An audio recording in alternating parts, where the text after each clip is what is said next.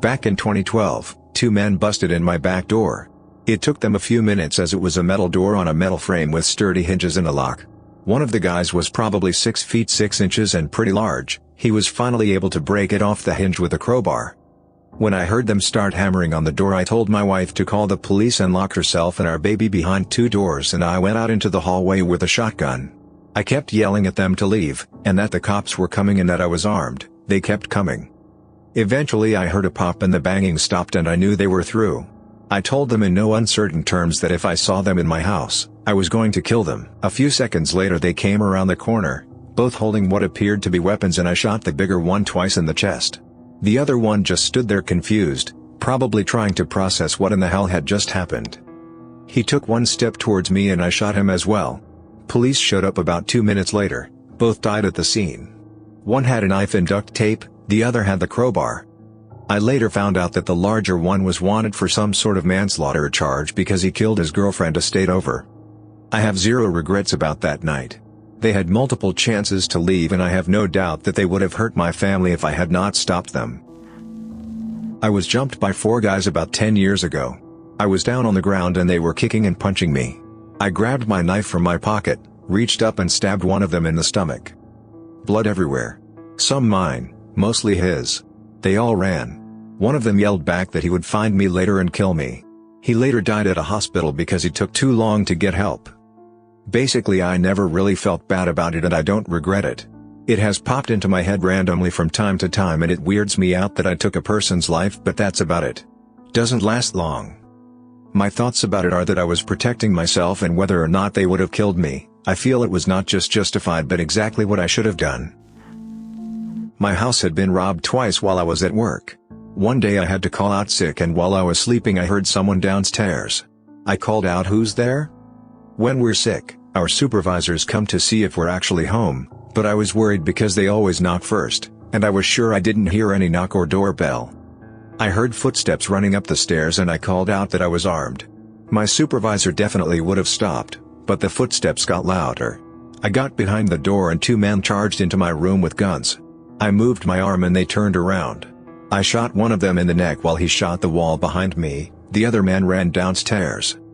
It turns out I shot my coworker's cousin, who knew my schedule of when I wasn't going to be home. The coworker was not in on anything. The other man was the cousin's friend. I was not charged. I do not feel guilty because the last 2 months made me feel very violated. I changed jobs because I was uncomfortable working with people who knew about it. Afghanistan. Working at the gate to our forward operating base when a blue van starts to speed up to us, swerving around the C-wire we had put to make them slow down. It took me a moment to process that this guy wasn't going to slow down, and that the van looked sagged and overloaded. Once I put those two together, myself and my artillery gunner opened fire with a M240B into his windshield. The guy didn't stand a chance and his vehicle rolled to a halt about 25 yards away. Called up explosive ordnance disposal and they came out and found about a 250 pounds improvised explosive device in the back of the van. It was the first time I killed someone, but I regret nothing about it. It was that sick guy or all of my buddies behind me in the base. When I deployed, I told my guys I would make sure all of them made it back alive. I was getting out of the army a few years ago. I took my wife and kids home early in order to focus on getting out and finish selling the house before I completely left the area. I left both of my cars at home with my wife, had a buddy who was also leaving the army drive me around, so there was 0 cars at my house. Anyways, the front door opened to a hallway to go to the kitchen and back door and the stairs to go upstairs. I was sleeping on the floor in the master bedroom where the top of the stairs led because all my stuff had been packed except for a few knickknacks. And my .45 SMWM&P. 3 guys broke in that night, shattered my back door, big center window and door, which woke me up. I didn't have much to take. But my laptop and TV was the only thing downstairs. I heard them talking. Heard them say stuff about not having much and taking the laptop and TV. Then heard them talk about looking upstairs. As soon as I heard the first step creak, I yelled out that I have a gun. No movement. Then they pretty much bum-rushed the stairs and into my room. I shot the first guy in the neck, his buddy took a shot at me and missed where he then was shot in the shoulder. The third guy rushed back outside and left his buddies. The guy shot in the neck was dead instantly. Guy with a GSW and shoulder was withering in pain. kicked their guns down the stairs and called 911. Cops were there in about 10 minutes. Took my statement, took my gun and offered an ambulance. Don't think they ever found the third guy. 3 years later and I think about it from time to time. What bothers me most is that I didn't kill the guy I shot in the shoulder, so I do fear he could find me again, and also that the house was nearly empty. So that dude lost his life over nothing. I'm pretty much messed up from deployments and such. So this just adds on to it. I just smoke a lot of weed to deal with it. Well, I was sitting in a gas station parking lot, when a man knocked on my passenger's side window. I was waiting while my friend grabbed some beer and he had just walked in. I live in an area with a lot of homeless people, and being the too nice person, I rolled the window down to give the guy some of the change sitting in a cup holder. He pulled a gun on me and unlocked the door to get in. I had a gun, but it was in an awkward position. I had never had to pull it before, so I didn't really know how well it would work, but it was the most reasonable place I could think of, not to mention I was a newbie gun owner at the time. Left side and the cup holder on the door. You never really know what the best course of action is until it happens to you. I do exactly as he says and pull away. I didn't know what the hell was going to happen, but I was scared and I really hoped he wouldn't see my gun. We end up pulling into an old dark parking lot. To give a little context on why what happened next happened how it did, I drive a little Kia Soul stick shift and it jumps speed bumps. Like jumps them. I see one, and at this point the guy isn't really paying attention to me, so I put my foot to the floor, jump this speed bump. He hits his head on the roof and his gun falls in my lap, so I grabbed it and pointed it at him. At this point I expected him to get spooked and get away, but I was wrong. The guy had a pocket knife and he pulled it. He stabbed me 2 times before I could get a shot off. Everything went dark and that's all I remember. When I woke up I found out he died in my car and I actually shot him 2 times. It turned into a huge legal battle because the gun was stolen and he had drugs on him. Everyone thought it was a drug deal gone bad. I've dealt with it for years and to this day I'm still not the same. My family disowned me because of it. I've also turned into a hermit that lives in the woods away from everyone because I don't trust anyone. It can get lonely sometimes, but it's alright. This was around 2006. I don't remember the exact year anymore. I killed a guy that tried to break into my apartment, because he was wanting his wife that he had just beat the crap out of. 2 a.m., I hear them arguing. I could hear it through my bathroom wall. I shut my bathroom then bedroom to drown it out. 2:15 a.m., she's banging on my door, broken nose, left eye swollen, and limping from tripping and falling to get out of the apartment.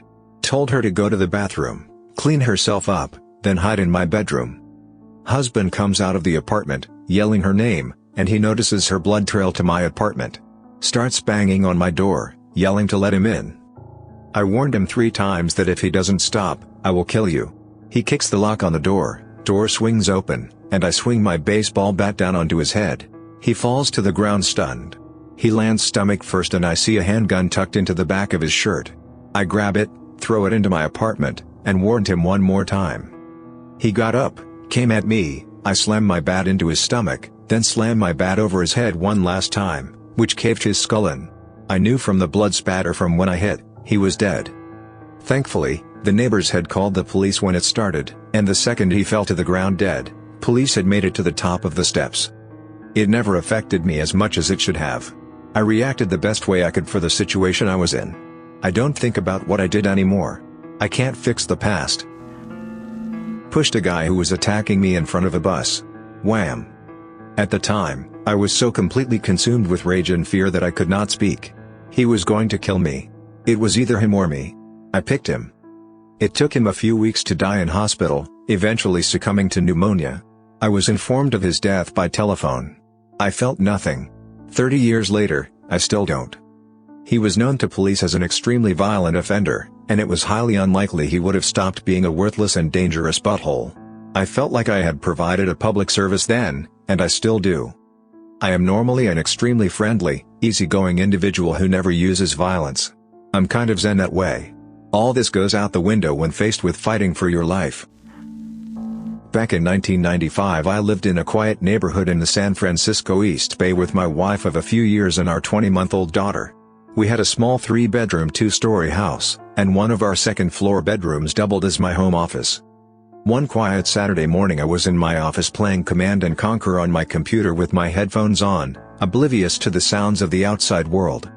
I'd probably been playing for an hour or so when, During one particularly quiet moment, I faintly heard my wife cry out downstairs. Knowing that she was down there with our daughter, I pulled my headphones off to see if she needed help with anything. Until the day I take my last breath, I'll never forget what I heard when I pulled them off. I heard the voice of a man, with a thick Mexican accent, shout, "Quit yelling, or I'll cut your head off and F your daughter." My daughter was crying hysterically. After that, it was like some switch was thrown in me and my higher brain just shut off. I wasn't making decisions. I just acted. I don't even remember pulling the .45 from the lockbox in my desk. I just remember walking down the stairs slowly, scared as hell that I was going to see my wife dead when I reached the bottom. Instead, when I reached the bottom, I saw my wife half naked, bent over the couch, bleeding from somewhere in her upper body, while being raped from behind by some burly guy with a knife in his hand. He wasn't trying to rape her, he was in the middle of the deed and was probably nearing climax. I never said a word to the guy. Not while I was upstairs, not while I was coming down the stairs, and not when I walked into the room. His back was to me, so he had no idea I was even standing there. He was holding his knife in his right hand, so that was the arm I grabbed with my left when I pulled him off. He spun away from her and me with a confused look on his face, and I shot him square in the chest at nearly point-blank range before he had a chance to say a single word. His face went pale as he went onto one knee, and I fired twice more. One hit his neck, and the second missed entirely. I was told later that the first shot was the fatal one. What happened next has always been a point of shame for me. The only thought going through my head at that point was that I couldn't let my daughter watch this man die. Without even checking on my wife, I scooped my daughter up and walked out my front door. As I walked out to my driveway, I saw one of my neighbors standing there staring at my house. He'd heard the gunshots. The poor guy went pale when he saw me walk out, and I vaguely remember asking him to hold my daughter while I went and checked on my wife. The neighbor asked me if I'd shot her, and I told him, "No, I shot the man who was raping her." I didn't realize at the time that I had the guy's blood spray covering half my body, and that I looked like something out of a horror movie. I then handed him my daughter and my gun. I also have no idea why I gave him my gun, and went back into my house to help my wife. The police and DA gave me some flack about the exact circumstances of the shooting. One of the detectives told me that it was more of an execution than a defense, but in the end they declined to pursue any charges. The man who attacked her turned out to be a guy with serious mental issues who had been previously convicted of 2 violent rapes, one of which was against a 9-year-old girl. Under California's then new 3 strikes law, he'd have gone to prison for a life if I hadn't killed him. As for recovery, I like to think that I've recovered from it, but it certainly induced a few behavioral changes. To this day, for example, I can't wear headphones that block out background noise. Even after years of counseling, over-ear and noise-canceling headphones give me panic attacks because I can't hear what's happening around me.